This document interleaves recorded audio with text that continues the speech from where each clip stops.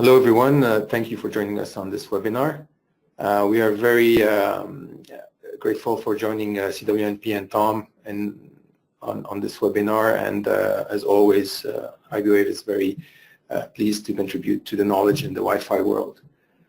So on today's webinar we're going to be looking at design challenges for stadiums and high density deployments.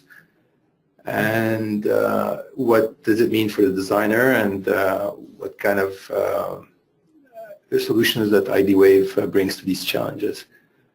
So today with me is Jamal. Hey Jamal. Hey, how are you? And my name is Ziad. I'm a PLM here at iBwave. So Jamal, you have some experience designing stadiums. Yes, so I've been in the wireless industry for the last 10 years, and I've been doing stadium design, mainly for the cellular world.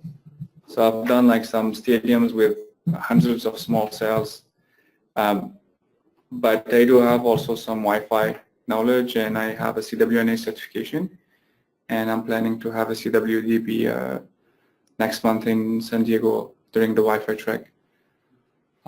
So yes, what we're going to see today is pretty much the challenge we see for stadium design, and it doesn't matter what technology you use, small cell or Wi-Fi, they're pretty much similar challenges. Yeah, I mean, most of the things we're going to see exactly today are, most of it you have first-hand experience, and these are the things actually that are the more complex when you're designing. It's really the things that we're going to touch on today. So just give you guys a quick overview. What we are going to discuss today is mostly the 3D modeling aspects of it, the sheer number of components that you're going to be introducing in your design, from access point, but not only access point, antennas and directional antennas, external antennas, the whole networking infrastructure behind it, and not to mention cables as well, cabling the whole thing. So we're going to jump into it right now, but just as a guideline, we're going to look at the modeling aspect, the components, the positioning of your signal source in 3D, the prediction in 3D, the capacity issues, the body loss issues. So these are things we're gonna see today. Very exciting stuff. So let's talk a little bit about iBwave and where we come from. The company is founded in 2003, and we have started mostly in the cellular world, cellular deployments, and accumulating all the knowledge from that perspective. And moving forward, we added Wi-Fi early on, but in 2015 we kind of introduced a Wi-Fi only product for the enterprise market. And going forward 2019 and beyond, we are looking into densification and convergence on the network. This is kind of a little bit about iBwave and some of our clients, customers, operators, integrators, and OEMs that trust us with the solution. So let's not talk too much about this. You guys probably know already all of that. Let's jump into the modeling challenge. So for the modeling aspect, what we see here is the World Cup in Brazil. It was modeled by iBwave software, but also what I have here for you guys is something very interesting as well to see. Example? Yeah, look at this example. This is from our friends RAN Wireless. They modeled this stadium, and it's really impressive, the amount of details that they went through, from transparent windows, glass, and to the seating indoors. And a lot of people along these years have been asking me, why should I spend the time to model with this detail? And I mean, the answer does not come from me. It comes from people who worked on this and other stadiums. Basically, the rewards for high definition modeling, as I call it, of a venue is really felt when you install, and then you go to do validation, and you see that you have really hit very close to the mark in terms of design. And basically, when you come after and do validation, the amount of course tuning is very minimalized if you do your 3D modeling very accurately. So that's something that for a project this size is not negligible in terms of cost, in terms of credibility, and in terms of ultimate customer satisfaction. So it's also the wow factor that this will bring. So if you present that to your customer, it's like, wow, that's amazing.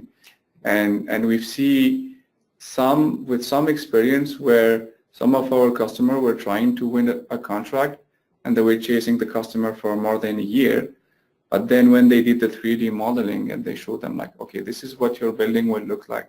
This is what the network will look like in 3D, and the wow effect was able to bring the customer to the table, and they agreed to go ahead with the project. Yeah, so that's another kind of feedback we got from our customers who go to length to do this kind of modeling, and it's not negligible as well on the business side as well. Yeah, that's a good point. So now we can talk more about that, but there are other challenges as well. Yeah. One thing I wanted to mention is that in stadium environment, if you don't have a 3D model, it's going to be challenging to do accurate predictive model, because all the material you need, the different type of surface from inclined to horizontal to the different levels, because in a stadium you have kind of open environment where you have antenna in level 5, and you want to see the bleeding in level 1. Yeah. So you do need like a tool like iBwave, having to model something like this to get the most accurate predictive model possible. Yeah, I mean, we heard that from, you guys know who you are, from our very valued customers in Nevada and in Arizona and in Turkey. Some of our really kind of power users when it comes to stadium designs and very complex venues. I mean, these guys, we heard the same feedback from them. Exactly, if you don't model it in an accurate way, the rest of your predictive design is not going to be that good. So it kind of continues to pay on the effort that you put in designing with high definition modeling accuracy. So yeah, let's see what other challenges. So antenna positioning, that's kind of also ties into what we were saying. I mean, if you don't have your 3D model well done, I mean, we all know the different different ways you can position your antenna in a stadium. And here to just illustrate what we're talking about, we kind of come up with a different positioning scheme. So you can position the antenna, maybe just quickly before going into that, just see what this looks like in 3D. And here in this one, we're kind of positioning the source behind the seating section. So this is obviously one seating section with an inclined surface with the heat map for coverage. We have an example for overhead. Again, if you don't have an accurate 3D presentation, you're not gonna get even close to designing your predictive model in a very accurate way. Obviously, here these kind of sanitized examples are done just to talk about, just to show a little bit the different positioning. But I mean, you do this on the model that we saw earlier, the more complete model, and gives you the full potential of what's possible. And this one shows positioning on the side ramp.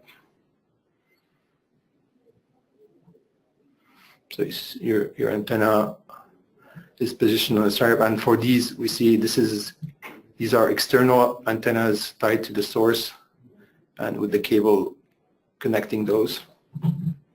And last but not least, under the seat. So let's look how it looks in 3D. You have your source under the seat and then the propagation of the RF. Obviously, you can do it also on the bottom of the section, but it's something similar to the rear, but you put your source on the bottom and then you shoot upwards your signal. And by doing that, it helps you like choose the best antenna location if you have the options, if you have different options, because usually in stadium you don't have that much option. You go there, you only have 1 or 2 options where to put the antennas. Yeah. But if you do have the option and having a 3D modeling, so you could test different scenarios and see which is the best position, and you could see it here, like if you're targeting, let's say, next 65 coverage signal level in your floor plan. Yeah. You see if you're going to meet it with an antenna from the back or from above or from under the seat or from the side, and it's visual, so you can see it there, and it's really helpful. Definitely, the feedback we're getting. I mean, this is something. The ability to be certain, like going and taking decisions like this, because these are not easy decisions. If you start cabling and putting for overhead, and now you go and you validation, and you see like you've kind of really missed the mark. It's going to be very costly. So just installing and then doing the survey and then see if it's working or not, and then doing modification. This is not the best way to do it. It's not the best It's way. always better to model it prior and have a visual on what it should be the result before installing it. So yeah, I mean, that's the challenge for antenna positioning. I mean, we're going to see how all of these challenges, they tie in together to a very good 3D modeling at the base of it all. So the next one is body loss, and that was really a factor in Russia and in the 2018 World Cup, and a lot of the venues, the stadiums were designed using iBwave, and the body loss was very handy. So just to illustrate, before going to the software, the two curves kind of the body loss effect versus free space area. Yeah, so we see that on a distance of typical distances from a source antenna, you easily have at least 10 dB of attenuation. So it's not negligible, and we're going to see an example here.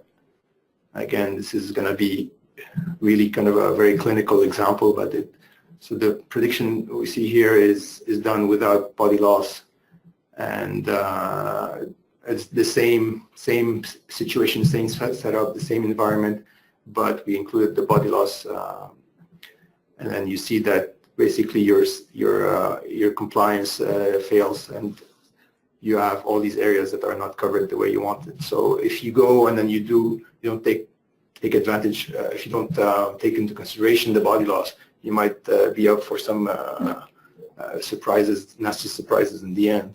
I think this is one of the biggest challenge specific to stadium and high capacity environment or dense venues, because we used to just assume 5 to 10 dB body loss overall, and you just design in mind that you want to cover 5 to 10 dB more than expected. Yeah.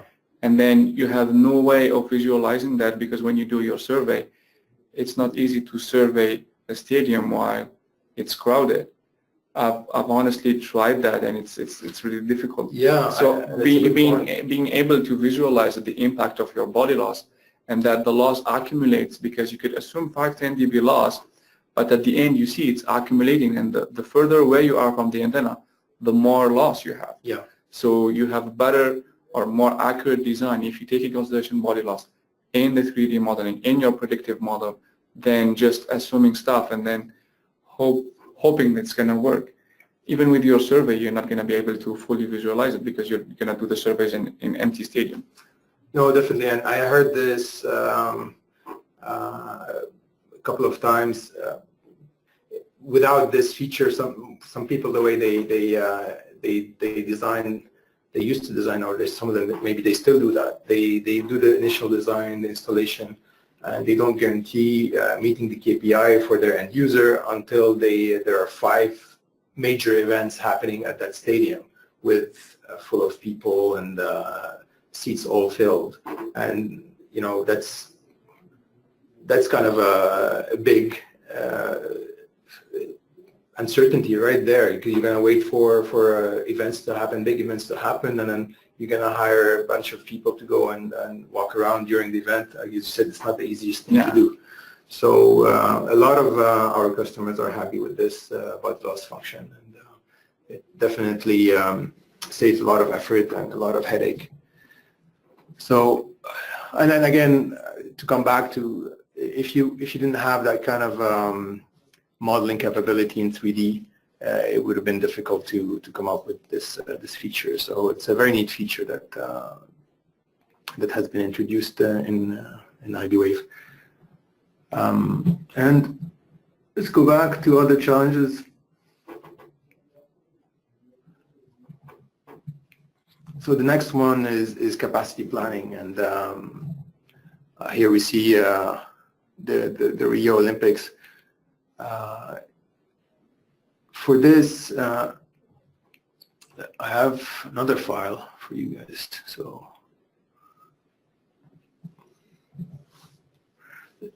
this is an ongoing design for a stadium somewhere in Europe, and we see that the capacity, since it's ongoing, it's failing still. But just to give you an idea of what is possible to take into consideration with iBwave. So you can set the usage profile for each level, set the number of clients. Here, obviously, they're all using Wi-Fi. They're not using cellular. And further, you can go and dig deeper into the distribution. So between 2.4 and 5, what kind of equipment being used. I mean, here, in my opinion, maybe it should be more 2x2 in a stadium. No, this was not realistic. It was just to test. Yeah. So, and then probably it's still work in progress. I mean, that's why most of the areas that do not pass the compliancy for capacity. And then if you dig deeper in the usage profile for stadium, you can see the amount of details you can go into to define what kind of service is being used, and defined over 1 hour or 2 hours. And you can go and further set your subscriber services or streaming services to set the profile to do your testing. So this is something that obviously you need to pass before you can hand over the project for installation. And you know, with these tools, it allows you to be certain that very close to certainty on the quality of your network. And honestly, when I was doing stadium design for my capacity planning, I was always using like Excel sheet and doing calculation manually and stuff like that. Till I did the iBwave level 3 certification, and I learned how to use the capacity planning. And then I was like, oh, everything is there. Everything is automated. You just need to put the correct usage, create the correct profile, and assign it to correct levels or area. You could create different areas. Let's say if you have seat section with like VIP box and you want like better performance there, you could define that. If let's say you know that lower level are always more crowded than higher level, then you define more capacity for this area. So it's really flexible how you could define the different capacity zone and the different criteria. The usage profile, you could customize it like fully, different services, what kind of usage. And then if, like you see here, it's like what, 1.7 gigabit usage. It might not be realistic, but in reality, when you have like, I don't know, a concert or whatever, where a lot of teenagers are packed, and they're all streaming like Facebook Live or Snapchatting or whatever, and Oh, using no, your definitely. your uplink Yeah. and uploading video live, then the throughput, the target throughput you see here, 4 megabit per second, seems low. It's very low. Yeah, and so, and I've seen that like in especially when for some events, the usage, especially in uplink recently, has increased a lot. And it's going to continue increasing as well. It's going to continue, of course. And if you don't do good capacity planning, you may pass the test for whatever for your network test. Today, yeah, but for network, but for critical events, you may fail, and your network is going to crash. So you may want to take worst case scenario, and even if it's failing, you see how much it's failing. Yeah. So you know at least on your worst case scenario how much you're going to fail. Yeah, and that's a good point. I mean, you have to be realistic in the numbers that you're designing for, not only for today's needs, but what's coming, what the trend is, and make sure that your network is able to handle those.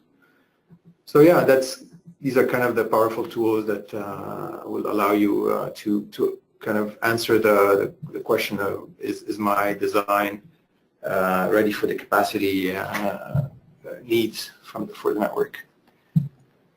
And the other thing that we got feedback from is the installation part. So once you do your design, as we were talking about earlier, with respect to the number of just the sheer amount of APs and all these equipment and switches and routers and controllers and cable, and then how do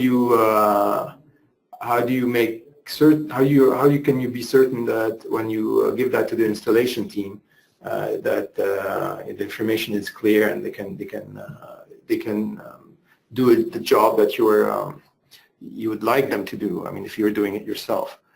So a quick kind of overview. I'm not going to spend too much time on this. I mean, iBwave is not only a design solution on the PC, but it's kind of it's an integrated solution for surveying, for installers, and also for multiple project management in the cloud. So that could be by itself a webinar, and we might do something about that just to explain more the full solution. But just to show a little bit, a small portion of that, you remember this project here. I mean, this is running on iBwave Viewer, which is a free application that allows you to basically view your project and along with all the cabling and all of the equipment, and that could be shared with the installation team, and then they can look at the design and then make sure that they're installing very close to where it was designed. Another thing that is worth mentioning is the variety of reports that are available with iBwave, and specifically for cabling, for example. You can look at every cable that you have in your design. It will give you the port where it's originating and where it's on both sides of the cable, and that can be given directly the way it is like that to the installer, and then the installer will look at that cable correctly. It gives you obviously the length as well. I mean, I'm not going to spend too much time on this, but this is one of the things that we got feedback from, that it's very useful. As well, you can get a bill of material for all of your equipment. And again, this is kind of a work in progress. We don't have all the equipment here, but you still already see the bill of material being built as we continue with this design, from antennas to cables to radio transceivers and such. And as well, I mean, you have a different type of equipment list. Maybe you just want to keep track of how many antennas you have to buy, or how many radio transceivers for your procurement department. That kind of gives you the list of equipment that's useful for that. And if you want to look at more electromagnetic emission, it's kind of not really in the same line as for installation, but this is something that is very important if you want to make sure that you comply to the... Actually, this is really critical, especially that nowadays we're doing antennas or APs under the seats, and you want to make sure that you're compliant, because sometimes, depending on the standards, let's say in the US they have the FCC, and you have a limit of human exposures to microwave and electromagnetic fields, and this limit, based on the formula that calculate like the ARP and then the power density at a certain distance, it will tell you if it's safe to be there or not. So if the antenna is under the seats and the seats are, I don't know, 10, 20 centimeters away from the antenna, I am passing or failing the standard. So it's really important to run this kind of test, and iBwave offer like a integrated solution. You just run the test, it's going to do all the calculation for you. You just need to select which ruling standard, let's say FCC or Safety Code 6 in Canada, depending which country you're running your report. It's going to show you if it's passing or failing. And obviously here the power is given really at the antenna. So if you have a power source and an external antenna with a cable of a specific length, the attenuation of the length will be taken into consideration. It's going to be ARP from the antenna. So it's actually ARP exactly from the antenna. So that's very useful to pass compliance. You design and you look at everything. Here, obviously, there are some of them that are failing from the criteria we put, and then this is still, again, so a work in progress. You could give the software a distance and say, okay, if I'm expecting my closest user to be 10 centimeters away from the antenna, or I don't know, in feet or in inch, it's going to tell you if you're passing or failing, depending on the standard you select. Yeah, so these are kind of the reports. I mean, we went a little bit off topic here with the reports. We started by talking a little bit about the reports that will help you. Yeah, but it's necessary for the installation. You don't want to install something too close to the users. Because of the power density, right? So you want to keep a safety distance. Hopefully before you give anything to the installer, all of these will be passed. But if you go back to the installation, I think having a mobile app is very useful, because the installer could see the design on his tablet, and then if there is any modification needed, and we know that during installation you may encounter different issues or challenge, so you cannot install exactly what was designed, or you might need to modify a little bit. So you can, on the tablet, do the modification, save it to the cloud, and send it to the designer or to the engineer, say, oh, by the way, this is what, how we should install it, or how we are able to do it, or because of this reason. So the designer would see the change on like live and approve it or not. That's definitely, that's something that I heard feedback. People are very happy with that feature. I mean, the number of site visits that the designer himself has to go is limited. You don't need to go on site that much. If you have the installer there, they can take a picture with a tablet and then annotate your floor plan and just send it to you, and you reload live your design. You see the prediction, and you can readjust your prediction, do the changes, readjust the design, and save to the cloud, and the installer has the updated on site. And you have as-built designed without having to go on site. Exactly. So that's a big kind of bonus, that feature that our customers really like. So it was, I think, for today, this is kind of what we wanted to present to you guys. I hope you enjoyed it. I mean, Jamal, you're going to be in San Diego for CWNP and Wi-Fi track. I'm going to do the boot camp for the CWDP, and then I'm going to be present at the iBwave booth at the Wi-Fi track. So please pass by. We're going to do some workshops. Probably we're going to use some of the stadium design that we saw today, and do some examples with capacity planning, with different modeling, body law. I'm sure there'll be a lot of questions. I mean, following this webinar, and I know we're sorry we were limited in time. We didn't have time to go deeper into details, but I mean, we're going to be iBwave is going to be in San Diego, and we're really eager to see you guys and answer your questions in more detail. So thank you, Jamal, for your You're welcome. experienced feedback, and thank you guys for listening.